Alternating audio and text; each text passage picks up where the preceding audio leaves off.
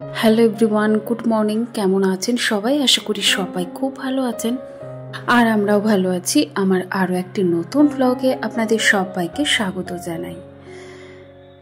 সকালবেলায় যতটুকু কাজ থাকে সেগুলি সেরে নেওয়ার পরেই আমি ঝটপট করে সমস্ত দিক গুছিয়ে চলে আসি রান্নাঘরে। তো আজকে রান্নাঘরে ব্রেকফাস্ট তৈরি করতে হবে, তো এই জন্য এই যে এখানে বসিয়ে দিয়েছি রুটি। আর আটাটা গতকালকেরই মাখা ছিল, তো সেখান থেকে মাত্র 4টে রুটি হবে। তো যে রুটিটা আমি বাবাকে এখন করে দেবো, তো সেই মতোই রুটি করে নিলাম। আর আপনারা তো জানেনই বাবা রুটির সাথে কোনো তরকারি খায় না, তবে যেদিন ভাই বাড়িতে থাকে বা আমাদের সকলের জন্য রুটি করি সেদিন একটু তরকারিটা করতেই হয়। আমার আসলে তরকারির সাথে রুটিটা ভালো লাগে, আবার তরকারি দিয়ে মুড়ি হলেও কিন্তু মন্দ হয় না। তবে রুটিটা যে লাগবেই এমনটা নয়, যে কোনো কিছু দিয়ে নিজের কিন্তু খাওয়াটা আর কি চালিয়ে নিতে পারবো। কিন্তু বাড়ির শুধু সকলের তো সেটা দিয়ে হবে না, তা তো সেই কারণেই আর কি রুটিটা করে নেওয়া। আর এদিকে বসিয়ে দিয়েছিলাম একটু ভাত, কারণ ভাই সকাল সকাল খেতে আসবে, তো যে কারণে এপাশে ভাতটা বসিয়ে দিয়েছি। আর আপনাদের তো আগেই বলেছি, কারণ আমার একেবারে দুবেলার ভাতটা করতে হয়, তো তার জন্যেই আমি কিন্তু ওই ছোট সকালের দিকটা আর কি গামলা করেই ভাতটা বসাই, কারণ আমার হাজব্যান্ড তো খাবার নিয়ে যায়। আরও যত সম্ভব সামনেই তো জগদ্ধাত্রী পুজো, তো বেশ কিছুদিনের জন্য আর কি নামবে। তো যে কারণে আমাদের কৃষ্ণনগরে খুব ভালো পুজো হয়, তো যে জন্য ও নামে, তো যে কারণে কিছুদিন আর কি গাড়িতে রয়েছে। আর যে কদিন ও গাড়িতে থাকে আমি চেষ্টা করি ভাতটা একটু বেলা করে করার, তাহলে আর কি দুবেলা আমার হয়ে যায়। আর আপনাদেরকে তো আমি আগেই বলেছি যে আমি রাত্রিবেলা রান্না করতে কিন্তু আমার একদম ভালো লাগে না। আমি যা করবো দিনের বেলাতেই করে রাখি, ওই মাঝের সাথে হয়তো টুকিটাকি জিনিস কিছু করতে হলো, সেটার ক্ষেত্রটা একটু আলাদা হয়। তাছাড়া বেশিরভাগটাই কিন্তু আমি করেই রেখে দিই। আর এই তো পাশে ডালটা সেদ্ধ বসিয়ে দিয়েছিলাম, তো এদিকে আমি ডালটা ফোড়ন দিয়ে নিচ্ছি। যেহেতু শাশুড়ি মা খাবেন ডাল, তো তার জন্য আমি কিন্তু পেঁয়াজটা দিই না। পেঁয়াজ রসুন উনি কোনোটাই খেতে চান না, তো তার জন্যে পেঁয়াজ রসুন দিই না। পেঁয়াজ রসুন ছাড়া যেভাবে ফোড়ন দিয়ে ডাল করা যায় সেটাই করছি। আর সাথে করব পুঁই ডাঁটার তরকারি। তো এখানে বেশ কিছু সবজি, সেগুলিকে ধুয়ে রেখে দিয়েছি। তো এইবারে সেগুলিকে আমার মানে সুবিধা মতো আর কি সেগুলোকে শুধু টুকরো করে নেব, তাহলেই হয়ে যাবে। তো আসলে পুঁই ডাঁটাটা আমার খুব একটা ভালো লাগে না, তবে আমার হাজব্যান্ডের খুব ফেভারিট আর কি তরকারি।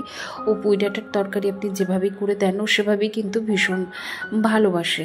তো যাই হোক, আজকে পুঁই ডাঁটার একটা গ্রামীণ রেসিপি আপনাদের সাথে শেয়ার করব, একটা গ্রাম বাংলার একটা জনপ্রিয় রেসিপি, যেটা আমার বাপের বাড়ির ওই দিকটা আর কি খুবই আমরা খেতাম ছোটোবেলায়, মা করে দিত। আসলে আমাদের বাড়িতে বেশিরভাগটাই কাঠের উনুনে রান্না হতো, তো সেখানে কাঠের উনুনে মা ঝটপট করে যেটা করতো সেটাই খুব সুস্বাদু হতো। আসলে আপনারা তো জানেনই যে উনুনে বা কাঠের উনুনে রান্নার টেস্ট আর গ্যাসে রান্নার টেস্ট কিন্তু অনেকটাই আলাদা হয়। তো রান্নাটা হয়তো আগুনেই হচ্ছে, তবে টেস্টটা একটু আলাদা হওয়ার কারণটা হচ্ছে আমরা গ্যাসে রান্না করতে গিয়ে গ্যাস কিভাবে সেভ করব এটা মাথায় কিন্তু বেশি ঘুরপাক খাই। তো যে কারণে আমরা রান্না অনেক রকমভাবে শর্টকাট ইউজ করি, যেমন ধরুন প্রেশার কুকার ইউজ করি, এতে করে রান্নার শর্টকাট হয়, টাইমও সাশ্রয় হয়, আবার সেই সাথে গ্যাসও সাশ্রয় হয়। আবার এই ধরুন এই যে মসুরির ডালটা আমি কড়াইয়ে সেদ্ধ করলে এটার টেস্ট কিন্তু অন্যরকম হতো, তো সেক্ষেত্রে আমি এখানে প্রেশার কুকার ইউজ করেছি। এতে যে যতটা আমার সময় বাঁচলো ততটাই কিন্তু আমার গ্যাসও সেভ হলো, কিন্তু খেতে কিন্তু অতটা স্বাদ কিন্তু থাকবে না। তো এইভাবেই কিন্তু আর কি আমাদের রান্নাটা শর্টকাট করতে গিয়ে দেখা যায় কি কোনো রকম আর কি ওই ফোড়ন দিয়ে নুন হলুদ দিয়ে কষানো আর কি এরমটা হয়ে যায়। তো যাই হোক, তার মধ্যে থেকেও কিছু কিছু রান্না আছে যেগুলি গ্রাম বাংলার রান্না, তবে মানে সাধারণ জিনিসের মধ্যেও কিছু মানে অসাধারণ আর কি ছোঁয়া থাকে। আর মায়ের হাতে ছোঁয়া তো আলাদাই একটা টেস্ট হয়, তবে অতটা সুন্দর না হলেও এটা কিন্তু খেতে কিন্তু অসাধারণ হয়।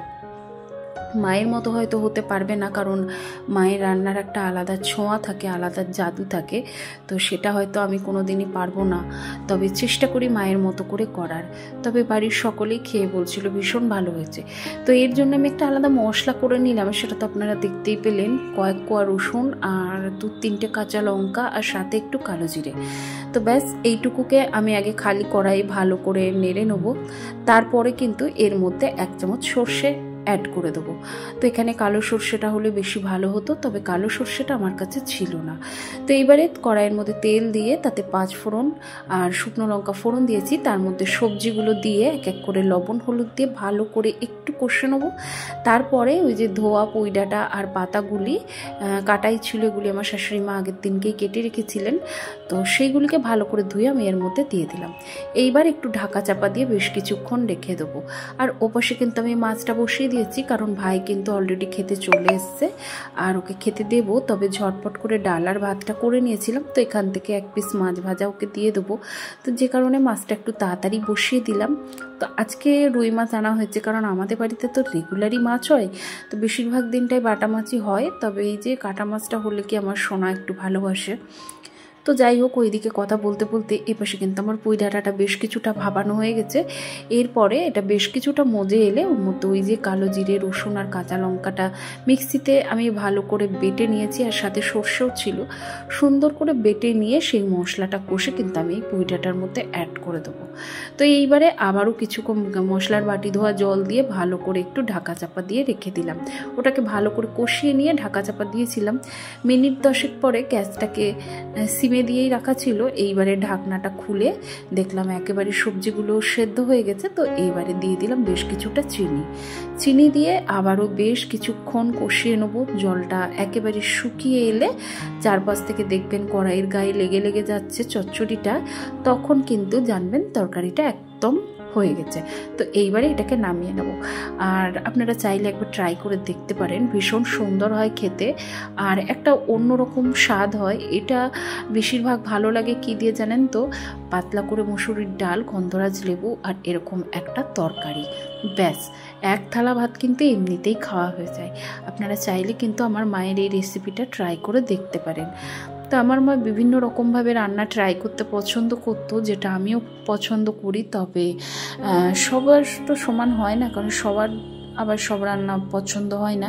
তো আমাদের বাড়িতে যেহেতু ঘটি বাড়ি, মানে আমার বাপের বাড়ি ঘটি ছিল, তো আমরা সব তরকারিতে একটু মিষ্টি ব্যবহার করি। তবে জানি না আপনারা পছন্দ করেন কি না। তো ব্যাস আমার রান্না একদম কমপ্লিট। আর এদিকে এখন মাছের ঝোলটা বসিয়ে নেবো। একটু ফুলকপি আলু দিয়ে মাছের ঝোল করব। তো ওখানে জিরে ফোড়ন দিয়েছিলাম, জিরে তেজপাতা শুকনো লঙ্কা ফোড়ন দিয়ে তাতে আদা জিরে টমেটো কাঁচা লঙ্কা লবণ হলুদ একসাথে পেস্ট করে রেখেছিলাম, সেটা দিয়ে ভালো করে কষে নিয়েছি। ফুলকপি আলুটা একটু ভাপিয়ে ভেজে নিয়েছিলাম। তো এইবারে দিয়ে দিলাম জল। তো ঝোলটা ফুটতে থাকুক। আর এদিকে না আমার ছাদের উপরে বেশ কিছু জামা কাপড় ছিল, যেগুলি সকালবেলায় মেলে দিয়ে গেছিলাম। তো এগুলো দেখলাম একদম শুকিয়ে গেছে। চলুন এগুলোকে নিয়ে এখন নিচে যাই। আর শুধুমাত্র বাবারই গেঞ্জিটাই একটু ভেজা, তো যাই হোক ওটাকে নিচে মেলে দেবো। আর বেশিক্ষণ রাখলে কি হয় জানেন তো, জামা কাপড়ের রঙটা না একটুখানি নষ্ট হয়ে যায়। তো যে জন্যে আমি জাস্ট শুকিয়ে যাই, তখনই কিন্তু আমি নিয়েই চলে যাই। তো চলুন নিচে যাই। আর এবারে ওদিকে রান্নাটা প্রায় হয়ে এসছে। আর রান্না করতে করতে আমি এরকম মাল্টিটাস্কিং অনেক কাজ কিন্তু করে ফেলি, কারণ আমার মনে হয় শুধুমাত্র রান্নাঘরে গিয়ে দাঁড়িয়ে সময় নষ্ট করলে আমার অন্যান্য কাজগুলি কিন্তু হবে না, যেহেতু আমাকে একা হাতে অনেকগুলো কাজ ম্যানেজ করতে হয়। আর দেখবেন টাইম ম্যানেজমেন্ট যেটা, সেটা কিন্তু এইভাবেই করতে হয়, কারণ এইভাবে যদি আমি টাইমটাকে ম্যানেজ না করি তাহলে আমি ইউটিউবের সাথে সংযোগ স্থাপন করে রাখতে পারবো না। তো যে কারণে আমার হাজারো কষ্ট, তার মাধ্যমেও আমি কিন্তু নিজের সময়টাকে ঠিক ম্যানেজ করে বার করি। তো এই তো ওদিকে খাবার জলগুলি ভরা হয়ে গেছে। তো এইবারে সকলে স্নানের জলটা আমি এখানে ভরে রেডি করে তারপরে ট্যাঙ্কিতে জল দেখে তারপরে কিন্তু মোটরটা অফ করে দিই। আর এইভাবেই কিন্তু সকাল থেকে রাত থেকে আবারও সকাল এইভাবে চলতে থাকে। সবসময় জানবেন, সময়টা যদি আপনি হিসেব করে না খরচ করেন, যদি কোনো রকম বেশি খরচ করে ফেলেন, তাহলে দেখবেন পরে যে সময়টা আপনার প্রয়োজন, সেই সময়টা কিন্তু আপনি কখন যে হাতছাড়া করে ফেলেছেন আপনি নিজেও জানবেন না। আসলে সময়ে কিছুটা আমাদেরকে শিখিয়ে দেয় ভারসাম্য কীরকম আমাদের রাখতে হয়। একরকম বলতে পারেন সংসারে আর্থিক দিকটা যেরকম হয়, সময়টাও তাই। সময়ও কিন্তু হিসেব করেই খরচ করা উচিত, কারণ আমাদের কাছে মনে হয় সময় বড়ই মূল্যহীন, তবে এই সময় যে কতটা মূল্য রাখে সেটা শুধু সেই সময়েই বোঝা যায়। তো যাই হোক, কথা বলতে বলতে এদিকে কিন্তু আমার মাছের ঝোল প্রায় কমপ্লিট। আর এরপরে এখন বাড়ির সকলকে খেতে দিয়ে দেবো। দুপুর বেশ গড়িয়েই গেল, এখন বাজে প্রায় ওই 1:10 মতো বাজে, আর দুপুর 1:30টার সময় কিন্তু আমাদের বাড়িতে লাঞ্চ টাইম। তো এবারে দেখুন টেবিলটা মুছে নিচ্ছি। আসলে সকাল বলুন, রাত্রি বলুন, দুপুর বলুন, যখনই খাবার খেতে বসি তো এই টেবিলটাকে একটু হালকা ফুলকো করে মুছে নিই, কারণ কখন ওপর থেকে উপরে প্রচুর পরিমাণে আমাদের টিকটিকি রয়েছে, নিচে ইঁদুর রয়েছে। তো এই কারণে সবসময় হাইজিন তো সবসময় মেনটেন করে রাখা হয় না, কারণ বাড়িতে এইসবের অত্যাচার হলে এদেরকে কি করে মেনটেন করব, তাই না? সবাইকে মেনটেন করতে পারলেও এদের উপরে কিন্তু আমাদের কোনো মানে দায়ভার তো নেই। এরা যখন খুশি যেখানে খুশি চলে যেতে পারে। তো যাই হোক, এই জন্য সবসময় খাবার আগে আমি পরিষ্কার পরিচ্ছন্ন করে তারপরে খেতে দিই। আর এই তো আজকে কী রান্না করেছি চলুন দেখিয়ে দিই। হাঁড়িতে রয়েছে গরম ভাত, আর ওপরে থালার যে ভাতটা দেখলেন এটা সকালবেলাকার ভাত। আর এই হলো পাতলা করে মুসুর ডাল, আর এর সাথে স্যালাড রয়েছে, সেটা ফ্রিজের মধ্যে রেখেছি।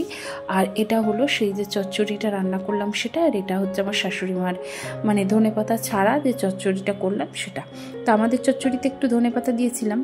আর এই হলো মাছের ঝোল আর একদম সাধারণ সাদামাটা একটা লাঞ্চ মেনু। তো যাই হোক, এরপরে বাড়ির শুদ্ধ সকলকে খেতে দিয়ে নিয়েছি, এবারে নিজে স্নান করে খেয়ে নেওয়ার পালা। তাহলে চলুন, আজকের ভিডিওটি আপনাদের কেমন লাগলো অবশ্যই কিন্তু কমেন্ট করে জানাতে ভুলবেন না। যদি কোথাও ভালো লেগে গিয়ে থাকে প্লিজ একটি লাইক করে দেবেন। আর আপনি যদি আমার চ্যানেলে নতুন হয়ে থাকেন চাইলে চ্যানেলটিকে সাবস্ক্রাইব করে আমার পাশে থাকতে পারেন। তো চলুন তাহলে আজকের মতো আসি। সবাই খুব ভালো থাকবেন, সুস্থ থাকবেন, সাবধানে থাকবেন। দেখা হবে পরের কোনো ভ্লগে।